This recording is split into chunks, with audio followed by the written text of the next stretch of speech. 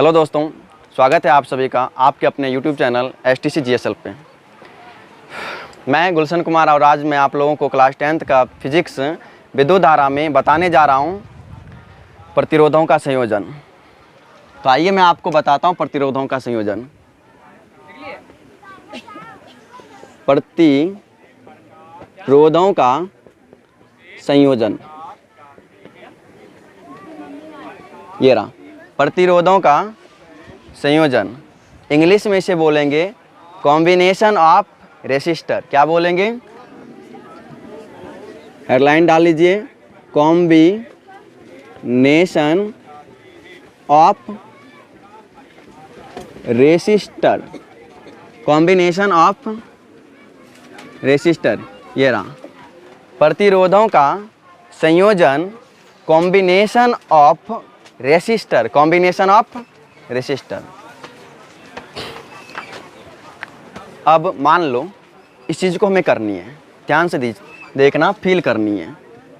प्रतिरोधों का संयोजन करना है और हमें क्यों करना है प्रतिरोधों का संयोजन, क्या ज़रूरी है। मान लो किसी बच्चे को कोई एक्सपेरिमेंट करना है, किसी बच्चे को कोई एक्सपेरिमेंट करना है और विद्युत धारा से संबंधित एक्सपेरिमेंट करना है। इसलिए यहाँ पर जो एक्सपेरिमेंट होगा उसमें ज़रूरत था बच्चों को प्रतिरोध का। किसकी ज़रूरत था? प्रतिरोध को। बच्चों को ज़रूरत था प्रतिरोध का। उसने बोला, किसी दुकानदार के पास गया, ठीक ना, उस दुकानदार से बोला जा कर के, मुझे दुकानदार भैया मुझे 4 ओम वाला एक प्रतिरोध दे दो। कितने ओम वाला? 4 ओम वाला एक प्रतिरोध दे दो। उसने क्या बोला दुकानदार ने कि बोला, देख भाई मेरे पास 4 ओम का प्रतिरोध नहीं है, 4 ओम का प्रतिरोध नहीं है। बोला मेरे पास जो प्रतिरोध है ना, वह प्रतिरोध है 2 ओम वाला। कितने वाला है? 2 ओम वाला। 2 ओम वाला प्रतिरोध है। अगर तुम्हें लेना है तो ले लो, लेना है तो ले लो। इसने बोला ठीक है, लेकिन मुझे तो चाहिए 4 ओम वाला प्रतिरोध। आपके पास है कितने ओम वाला प्रतिरोध बोलो? 2 ओम वाला प्रतिरोध। उसने क्या बोला, एक काम करो, क्या करना है काम, कि अगर तुम्हें 4 ओम का प्रतिरोध चाहिए ना, ठीक, तो तुम 2 ओम वाला 2 प्रतिरोध ले जाओ। कितना ले जाओ? 2 प्रतिरोध ले जाओ। 2 ओम वाला और 2 ओम वाला 2 प्रतिरोध लेकर जाओगे और इसे आपस में संयोजित कर देना, कॉम्बाइन कर देना, जोड़ देना, तो तुम्हें 4 ओम का प्रतिरोध मिल जाएगा। उसने ऐसा बोला। मतलब सुनो, तो ये हो गया। मतलब ये जो था हमें प्राप्त प्रतिरोध था, मतलब दुकान में अवेलेबल था ना, इसे हम बोलेंगे प्राप्त प्रतिरोध। कैसा प्रतिरोध बोलेंगे? प्राप्त प्रतिरोध। अब एक बात बताओ, ये प्राप्त प्रतिरोध तुम्हें था, ठीक, ये क्या था? प्राप्त प्रतिरोध था। समझना ध्यान से, इस प्राप्त प्रतिरोध से तुमने जो प्रतिरोध प्राप्त किया है, वह प्रतिरोध जो था वह वांछित था, वह पता नहीं था, अज्ञात था ना। तो प्राप्त प्रतिरोध से वांछित प्रतिरोध ज्ञात करना कहलाता है प्रतिरोधों का संयोजन। ठीक, अब भी सिर्फ इतना ही है, ज़्यादा कुछ नहीं। प्राप्त प्रतिरोध से वांछित प्रतिरोध को ज्ञात करना क्या कहलाता है? प्रतिरोधों का संयोजन। क्या इतनी बात समझ में आ गई? आगे हर किसी को इस बात को नोट करो, बाकी मैं बताऊंगा कैसे करना है प्रतिरोधों का संयोजन। इस बात को नोट करो, तुम करना है प्राप्त प्रतिरोध से, प्राप्त प्रतिरोध से जो प्रतिरोध हम ज्ञात करें उस प्रतिरोध को बोलते हैं वांछित प्रतिरोध। प्राप्त प्रतिरोध से वांछित प्रतिरोध को ज्ञात करना, प्राप्त प्रतिरोध से वांछित प्रतिरोध को प्राप्त करना या ज्ञात करना ही प्रतिरोधों का संयोजन कहलाता। क्या कहलाता है? प्रतिरोधों का संयोजन कहलाता है। प्रतिरोधों का संयोजन कहलाता है। क्या इतनी बातें याद हो गई? बहुत सिंपल चीज़ है। जो प्रतिरोध तुम्हें प्राप्त है ना, उस प्राप्त प्रतिरोध से अज्ञात प्रतिरोध को ज्ञात कर लो। प्राप्त प्रतिरोध से वांछित प्रतिरोध को ज्ञात करना क्या कहलाता है? प्रतिरोधों का संयोजन। एक बात बोलूं, सुनना ध्यान से, सुनना ये है ध्यान से कि जो प्रतिरोध का संयोजन होता है ना, कॉम्बिनेशन ऑफ रेसिस्टेंस, वह प्रतिरोधों का संयोजन 3 तरह से होता है। कितने तरह से? 3 तरह से होता है। पहला का नाम बताता हूँ, सुनना। प्रतिरोधों का संयोजन 3 तरह से होता है। कितने तरह से? 3 तरह से। लिख लो, पैराग्राफ चेंज करके लिखना है।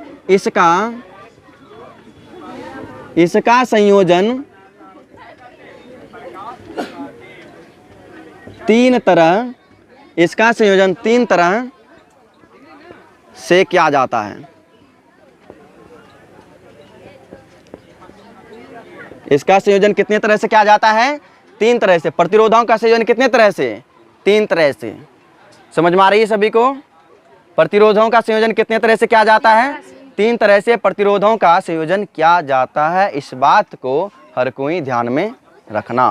क्या इतनी बातें समझ में आई? कुछ भी है ज़्यादा?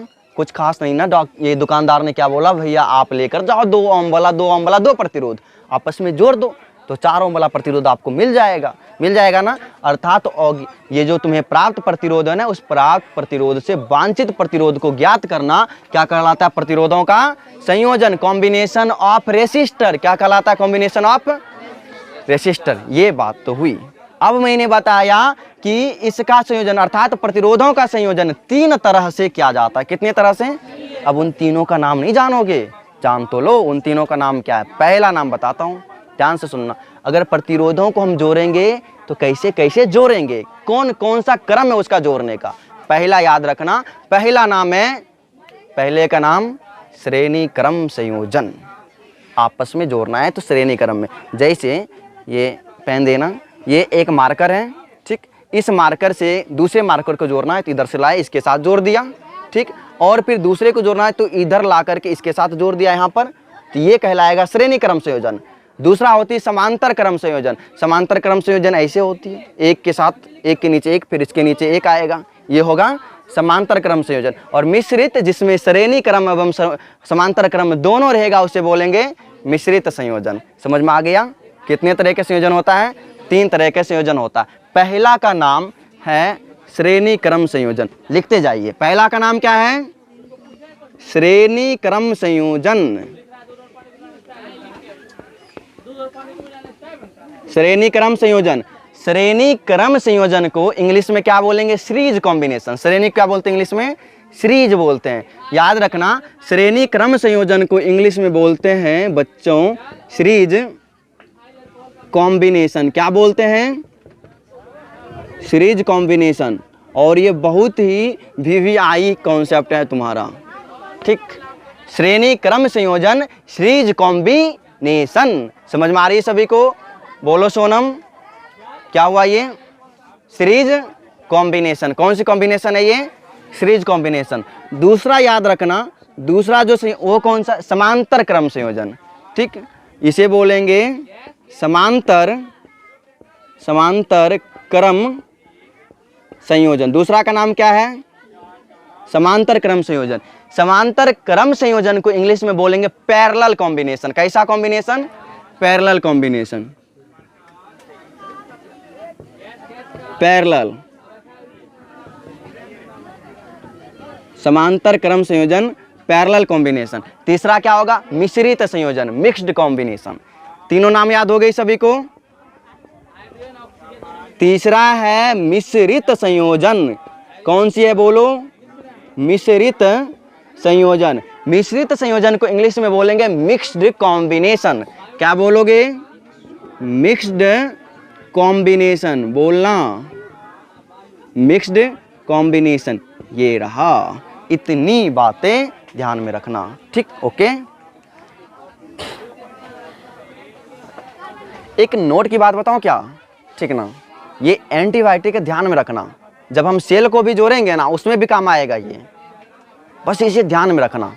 हर बच्चों के लिए ज़रूरी है, चाहे वो बच्चा कहीं भी पढ़े। क्या ज़रूरी है? क्या बता रहे हैं सर आप? अभी बताता हूँ, सुनना ध्यान से। पहला नोट की बात ये लिखना ध्यान से, इधर लिखता हूँ, लिखो नोट फर्स्ट, लिख लिया इधर सभी, लिखो। पहला नोट है, क्या है, अगर रास्ता बदलेगा, रास्ता बदल जाएगा तो विद्युत धारा भी बदल जाएगी। ठीक, अगर रास्ता बदलेगा तो विद्युत धारा भी बदल जाएगी। ये बात याद हुई, इस चीज को ध्यान में रखना है। अगर रास्ता बदलेगा तो धारा भी बदल जाएगी, इस बात को नोट करो। रास्ता बदलता है तो, रास्ता बदलता है तो धारा भी बदलता है। Fan of. रास्ता बदलता है तो धारा भी बदलता है, रास्ता बदलेगा तो धारा भी बदल जाएगा। ठीक, किसी को कोई प्रॉब्लम है तो बताओ। अनोखा, रास्ता बदलेगा तो धारा भी, कौन सी धारा, विद्युत धारा बदल जाएगी, नहीं है ना प्रॉब्लम दीपक। रास्ता बदली तो धारा भी बदल जाएगी। दूसरा नोट की बात बताता हूं, अगर बिंदु बदल जाएगा ना, अभी तुम्हें समझ में नहीं आ रहा सर आप ये बिंदु क्या बता रहे हैं, कहां पर ये बदलेगा, ठीक, अभी बताऊंगा, उसका यूज होगा इसलिए बता रहा हूं। ठीक, अगर बिंदु बदल जाएगा ना, क्या बदल जाएगा, बिंदु, अगर बिंदु बदलेगा तो याद रखना विभवांतर बदल जाएगा। ठीक, क्या बदलेगा, विभवांतर। दूसरा पॉइंट याद रखना, दूसरा पॉइंट यह है कि यदि बिंदु बदलता है तो विभवांतर भी बदलता है। ठीक, लिखो बिंदु बदलता है तो विभवांतर, बिंदु बदलता है तो विभवांतर भी बदलता है।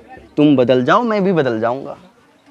ठीक, कहने का मतलब ये है, मैं बदला तुम भी बदल जाओ। बिंदु बदलता है तो विभवांतर भी बदलता है। इतनी बातें ध्यान में रखना।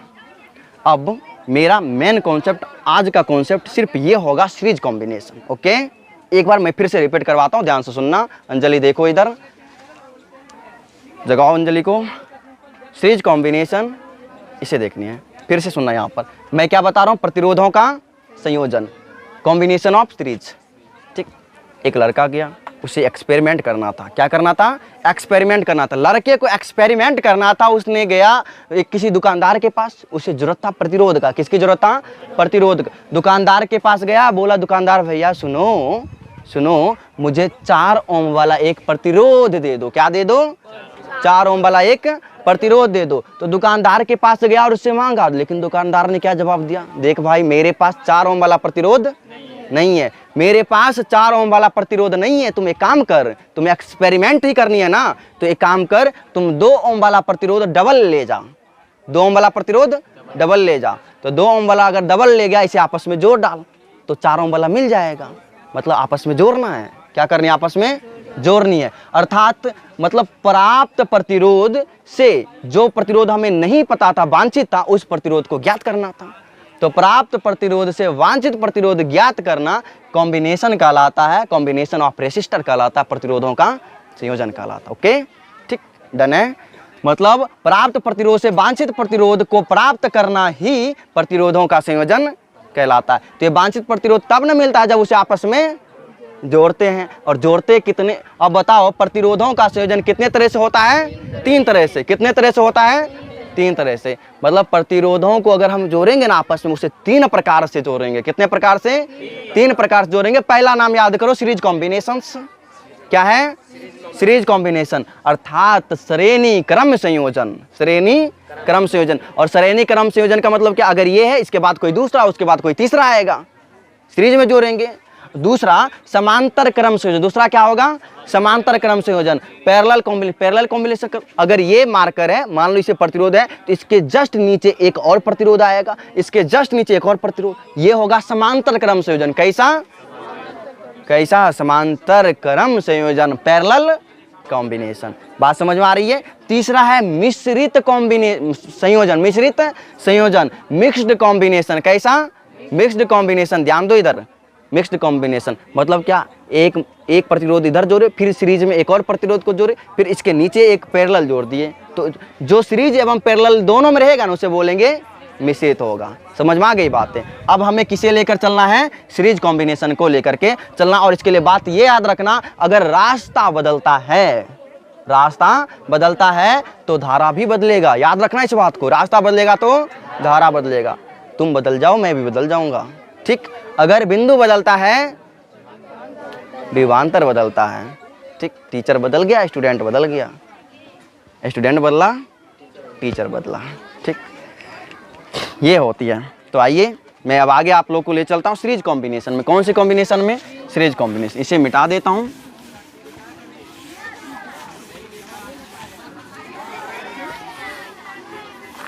लिखो, अब इसमें लिखना है प्रतिरोधों का श्रेणी क्रम संयोजन। पहला क्या चलेगा हमारा? प्रतिरोधों का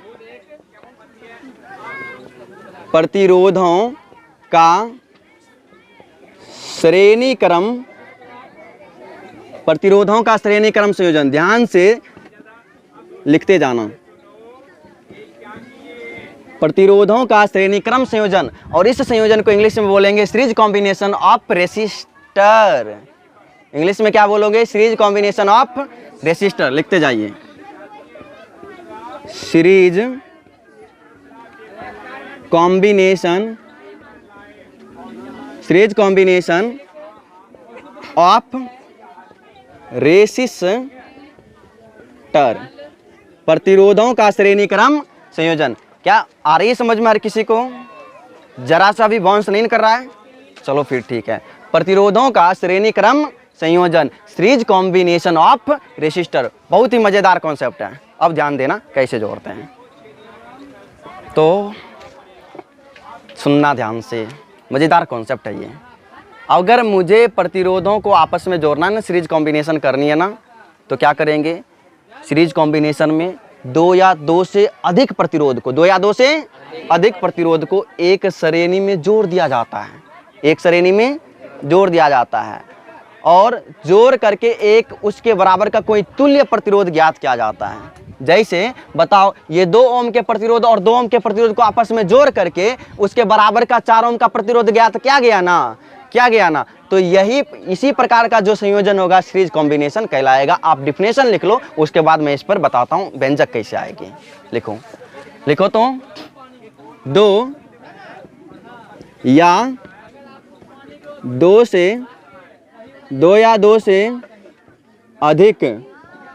2 से अधिक प्रतिरोधों को, 2 या 2 से अधिक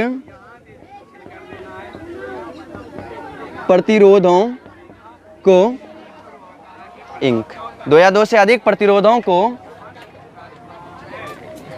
स्केच ले लेना, 2 या 2 से अधिक प्रतिरोधों को श्रेणी क्रम में जोड़कर, श्रेणी क्रम में जोड़कर 2 या 2 से अधिक प्रतिरोधों को श्रेणी क्रम में जोड़कर एक तुल्य प्रतिरोध ज्ञात किया जाता है, जोड़कर एक तुल्य प्रतिरोध, एक तुल्य प्रतिरोध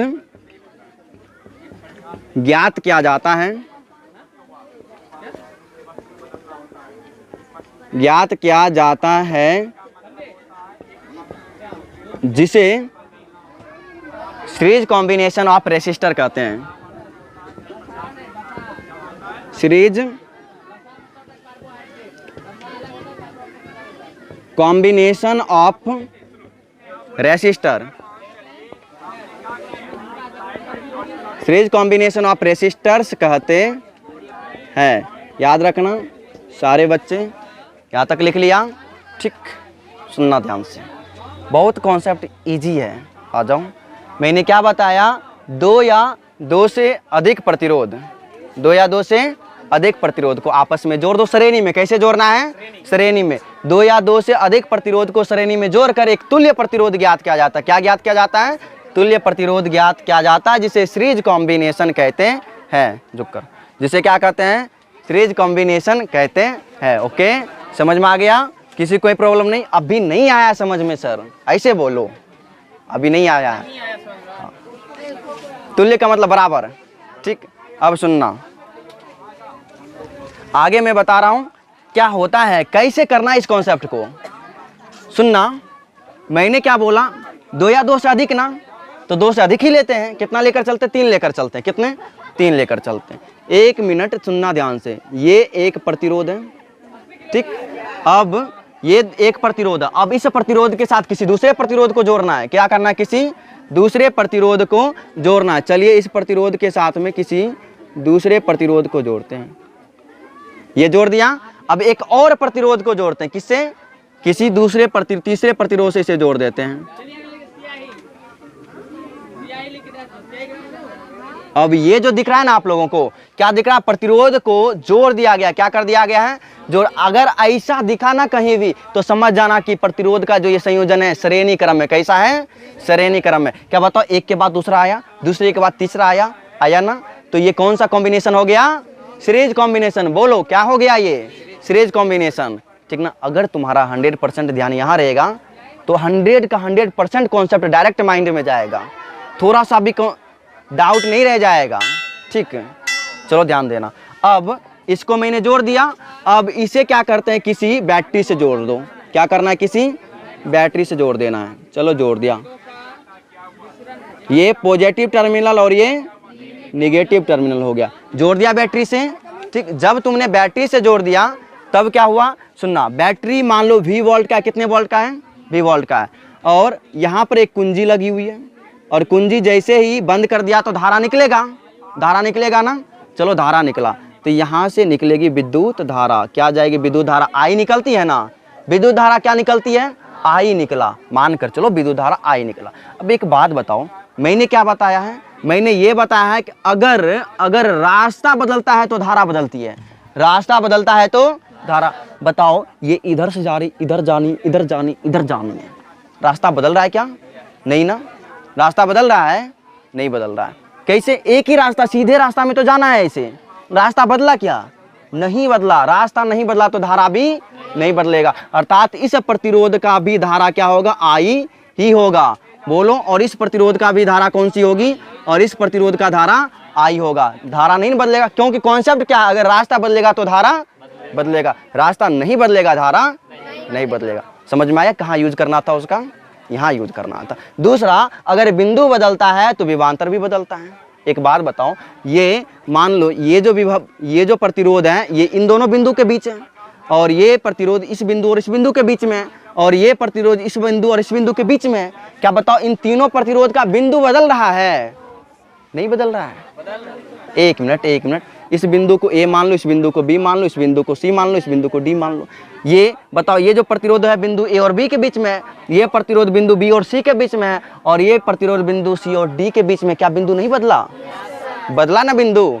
अगर मैंने बोला कि बिंदु बदलता है तो विभवांतर भी बदलता है। अब एक बात बताओ, अगर यहाँ से V वोल्ट इस बैटरी का विभवांतर V था तो ये बदलेगा। इसका इस प्रतिरोध का मान लो अगर विभवांतर V1 है, क्या है इसका? V1 है, तो इसका क्या होगा? और इसका क्या होगा? V3 होगा। अर्थात मैंने क्या किया, इस बैटरी का ही विभवांतर बदल रहा है ना। अब क्या बताओ, इसके विभवांतर, इसके विभवांतर, इसके विभवांतर तीनों को जोड़ दोगे तो बैटरी का विभवांतर निकल आएगा। अर्थात एक बात याद रखना, यहाँ से V क्या मिलेगा तुम्हें? V1 plus V2 plus V3। इस कॉन्सेप्ट को ध्यान में रखकर काम करनी है। यहाँ तक समझने में प्रॉब्लम है? नहीं है ना जरा सा भी? ठीक है। अब यहाँ से देखो, विभव मैंने है तो मैंने बोला बच्चों सुनो, क्या तुम भी को लिख सकते हो? V1 plus V2 plus V3 लिख सकते हो ना? लिख सकते हो, बिल्कुल लिख सकते हो। अब मैंने बोला इसमें कितने प्रतिरोध को तुमने जोड़ा? 3 प्रतिरोध को जोड़ा, तो तीनों प्रतिरोध के लिए ओम का नियम लगाएंगे। किसका नियम लगाएंगे? ओम का नियम लगाएंगे। ओम के नियम से ही ना प्रतिरोध आया था, इसलिए ओम का ही नियम लगाना है। कौन सा नियम लगाना है?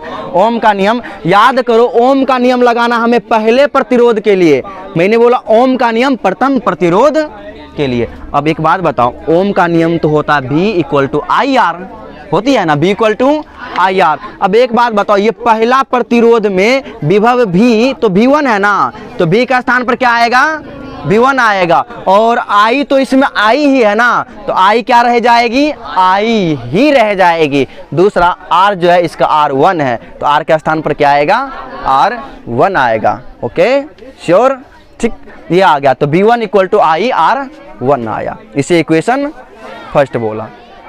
ठीक, यहाँ तक समझ में आ गई, नो प्रॉब्लम। दूसरा मैंने बोला कि दूसरे प्रतिरोध को भी जोड़े होना, सृष्टि सीतावट, दूसरे प्रतिरोध को भी जोड़े होना। तो जो दूसरा प्रतिरोध है वो R2 है, क्या है, R2 है। तो दूसरे प्रतिरोध के लिए ओम का नियम लगा रहा हूं, क्या, दूसरे पर। एक बात बताओ, दूसरा प्रतिरोध में जब ओम का नियम लगाओगे तो V तो बन जाएगा V2 ना, तो V के स्थान पर क्या आएगा, V2, और I तो I ही है ना, इसका भी I रख दिया, और R क्या है, R2। मैंने बोला इसे इक्वेशन सेकेंड बोलो। देखिए राज क्या बोलना है, इक्वेशन बोलो। अंजलि क्या बोलनी है, इक्वेशन सेकेंड बोलनी है। ये हो गया दूसरे प्रतिरोध के लिए जो विभव मिला है वह मिला है IR2, ये मिल गया, कोई दिक्कत नहीं है ना। ये किसके लिए आया है, दूसरे प्रतिरोध के लिए। अब तीसरे प्रतिरोध के लिए भी करनी है, किसके लिए करनी है, तीसरे प्रतिरोध के लिए। तीसरा प्रतिरोध के लिए बताओ, तीसरा प्रतिरोध के लिए जो V है वह V3 है ना, तो V के स्थान पर क्या रखोगे, V3 बराबर I के स्थान पर I ही रहेगा, क्योंकि इसका भी धारा I ही है ना, सबका धारा I है तो I रहेगा। और बताओ ये R2 के स्थान पर अब क्या आ जाएगा, R3, क्योंकि इस प्रतिरोध, ये जो प्रतिरोध है ना यह R3 है, क्या है, R3 है। समझ में आया, ये इक्वेशन 3 हो गया। कोई दिक्कत किसी को भी है नहीं है ना, इधर ध्यान दो, अगला बातें करते हैं, सुनना। मैंने बोला, सुनो क्या बोला, V इक्वल टू V1 है, V2 है, V3 है, तीनों का योग है। तुम लिख सकते हो ना V equal to V1 plus V2 plus V3, लिख सकते हो ना। एक बात बताओ अमन, V1 तो तुमने निकाला था ना, तो V1 कितना निकाला था, IR1 रख दिया। और बताओ V2 भी निकाला था ना, IR2 निकाला था, और V3 भी निकाला था ना, IR3 निकाला। कोई दिक्कत है नहीं है ना, जरा भी नहीं है। मैंने बोला क्या अब इन तीनों प्रतिरोध के बराबर में एक ऐसा प्रतिरोध निकालना है जो इन तीनों के बराबर होगा। ठीक, तो मैंने बोला इससे ध्यान देना, सेम वोल्ट का ये भी बैटरी है, ठीक, और इसका भी प्रतिरोध उतना ही है, तो ये जो है इन तीनों के बराबर काम करेगा ना। तो मैंने बोला यहाँ पर जो V होगा, V तो आती है ओम के नियम से IR, पर्सनल V आती है ना, तो V का स्थान पर क्या रख दोगे, IR रख दिया, हो गया। कॉन्सेप्ट क्लियर है, ठीक है। मैंने बोला यहाँ भी देखो IR1 है, यहाँ भी देखो IR2 है, यहाँ भी IR3 है, तो तीनों में कॉमन क्या आ रहा है, I। तीनों में क्या कॉमन आ रही है, I। मौसम यहाँ ध्यान दो, तीनों में कॉमन I आ रही है ना, तो I निकाला तो यहाँ बच गया R1 plus R2 plus R3 बच गया, प्रॉब्लम नहीं है ना। अब बताओ ये I और ये I कैंसिल कट गया, तो हमें क्या मिल गया, R मिल गया, R1 plus R2 plus R3। समझ में आया, ये था मतलब समझो क्या होता है। ये जो है तुम्हारा तुल्य प्रतिरोध है, ये क्या है, तुल्य प्रतिरोध है। अब इसे हम बोलेंगे R, ये सुनना ध्यान से, R सीरीज कॉम्बिनेशन में है ना, तो तुम्हें मिलेगा RS मिलेगा, क्या मिलेगा, R। तो इसे इसका मतलब समझोगे सीरीज कॉम्बिनेशन ऑफ रेसिस्टेंस, इसका मतलब क्या समझोगे, तो ये तुम्हें क्या मिला है, बोलो R1 plus R2 plus R3, इतना मिला है ना, इतना मिल गया। थोड़ा शांत रहो, अभी नहीं हुआ, अभी बहुत काम करना बाकी है, ठीक ना। तुम्हें इतना तक ही करना है, लेकिन यहाँ से जो इंपॉर्टेंट पॉइंट्स है ना वो मैं निकाल कर बताता हूँ, ठीक ना। श्रेणी क्रम संयोजन में किसका मान परिवर्तित नहीं होता है, धारा का मान परिवर्तित नहीं होता। ये एक पॉइंट बनता है, कह देगा कि प्रतिरोधों के श्रेणी क्रम संयोजन में किसका मान नहीं बदलता है, धारा का मान नहीं बदलता है, ठीक, ये हो जाएगा। सुनना ध्यान से, तो ये बोलेंगे हम लोग श्रेणी क्रम संयोजन में, सीरीज लिखते जाओ, ये भी लिखना, ये लिख के उसके बाद लिखना, सीरीज कॉम्बिनेशन में धारा का मान, कौन सी धारा, विद्युत धारा, धारा का मान अपरिवर्तित होता है, अपरिवर्तित होता है, ये याद रखना। सीरीज कॉम्बिनेशन में किसका मान अपरिवर्तित होता है? धारा का मान क्या बदलता है? नहीं बदलता है। ठीक, कोई दिक्कत नहीं है ना? चलो सीधा बैठो। सीरीज कॉम्बिनेशन में किसका मान बदलता है? विभवांतर बदलता है सर, बदलता है ना दुष्यंत? सीरीज कॉम्बिनेशन में किसका मान बदलता है? बोलो। विभवांतर का मान बदलता है। दूसरा लिखना, सीरीज कॉम्बिनेशन, सीरीज कॉम्बिनेशन में विभवांतर बदलता है, सीरीज कॉम्बिनेशन में विभवांतर बदलता है। यहाँ तक कॉन्सेप्ट क्लियर? ठीक, अब ये है, ये जो आर एस है ना, ये आर एस, सुनना ध्यान से, ये आर एस ये ही है सुपरमैन जो तुम तीनों के बराबर काम करेगा। ठीक ना?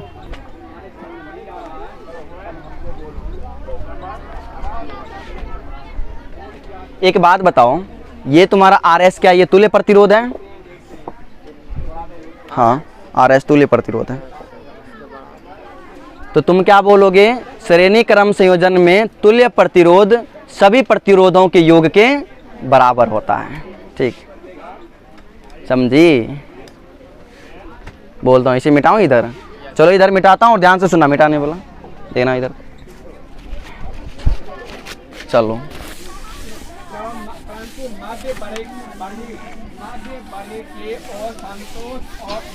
ये हो गया हमारा।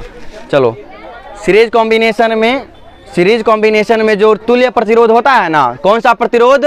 तुल्य प्रतिरोध, वह सभी प्रतिरोधों के योग के बराबर होता है। आया है ना, देख लो, R1 plus R2 plus R3, अर्थात ये सीरीज कॉम्बिनेशन में ये तुल्य प्रतिरोध मिल गया। ऐसा ही तो हुआ था। सुनो सुनो, दुष्यंत दुकानदार के पास जब गया था प्रतिरोध खरीदने के लिए, तो क्या बोला था? हमें 4 ओम का प्रतिरोध चाहिए। उसने बोला कि नहीं, 2 ओम वाला 2 ओम वाला 2 ले लो, बोला था ना? तो बोला ठीक है दे दो। तो दोनों को जब जोड़ेगा, जो तुल्य प्रतिरोध 4 ओम वाला है, इन दोनों को जोड़ने के बाद बराबर में आएगा, आएगा ना? ये ऐसे होता है। तो मतलब जो तुल्य प्रतिरोध होता है वह श्रेणी क्रम में संयोजित प्रत्येक प्रतिरोधों के योग के बराबर होता है।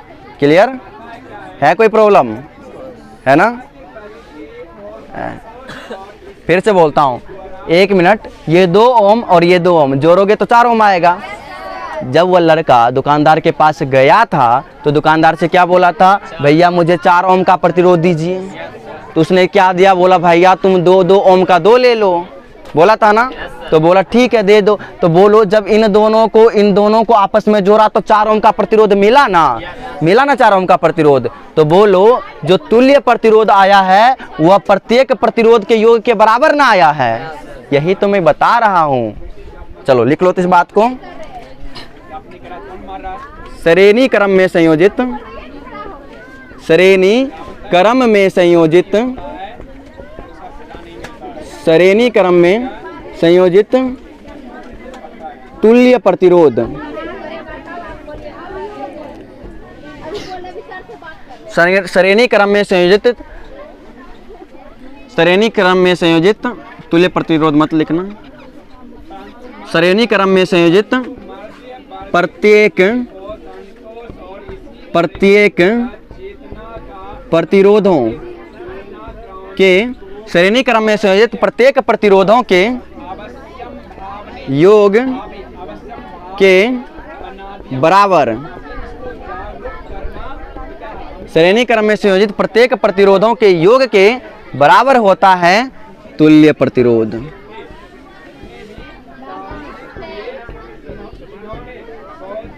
ठीक,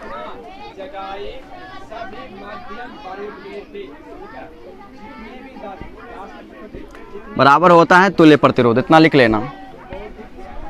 ठीक, श्रेणी क्रम में संयोजित प्रत्येक प्रतिरोधों के योग के बराबर होता है तुल्य प्रतिरोध। इतनी बातें सारे बच्चे ध्यान में रखिएगा। ठीक ठीक।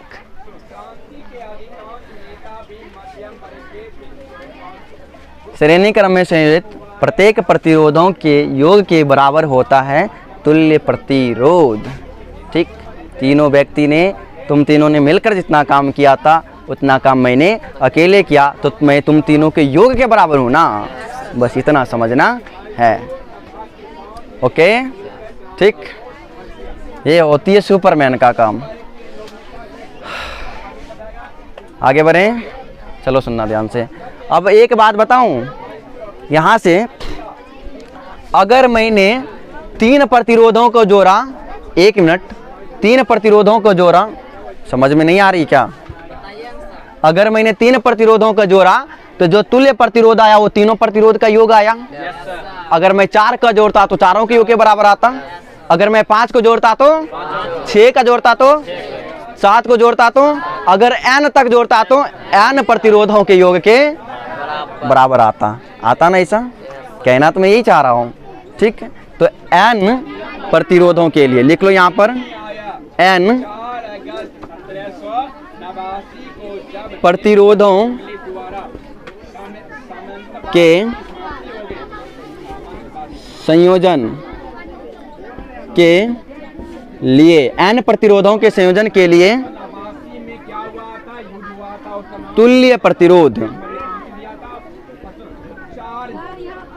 तुल्य प्रतिरोध जो RS आएगा ना बच्चों, वह क्या आएगा? R1 plus R2 plus R3। कहाँ तक जाएगा? ये n तक जाएगा, जिसे डॉट डॉट करके कहाँ तक लेकर जाएंगे?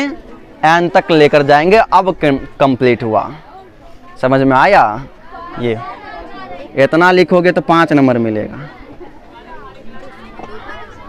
जितना भी लिखा है सब लिखोगे तब 5 नंबर है।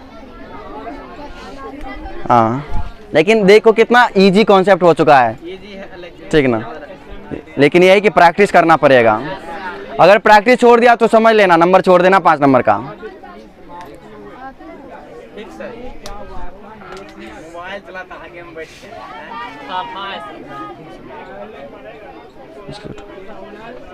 लिख लिया सभी?